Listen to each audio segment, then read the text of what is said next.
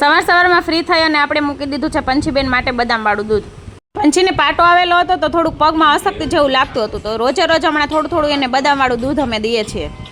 પંચીને દૂધ પાય અને મમ્મી કંઈક રાઉન્ડ કરવા માંડ્યા. તો મેં મમ્મીને પૂછ્યું કે આ તમે શું કરો છો મગને? તો મમ્મીએ કીધું કે ખીચડીમાં નાખવા માટે હું મગની દાળ બનાવું છું. પછી આપણે ટ્રાય કરી પણ આપણાથી કાંઈ થઈ નહીં. જો મમ્મી કેવી સરસ દાળ બનાવે છે મગની. આમ અડધી કલાકની મહેનત કરી અને મમ્મીએ ખીચડી માટે દાળ બનાવી. લાઇટનો કાપ હતો તો મમ્મીએ કીધું કે ચાલ આપણે નાસ્તા કરી નાખીએ. તો અમે જો સેવનો લોટ બાંધ્યો અને મેં ને મમ્મીએ બંને થઈ અને સેવ બનાવી. લગભગ ત્રણ હંચાની અમે સેવ બનાવી.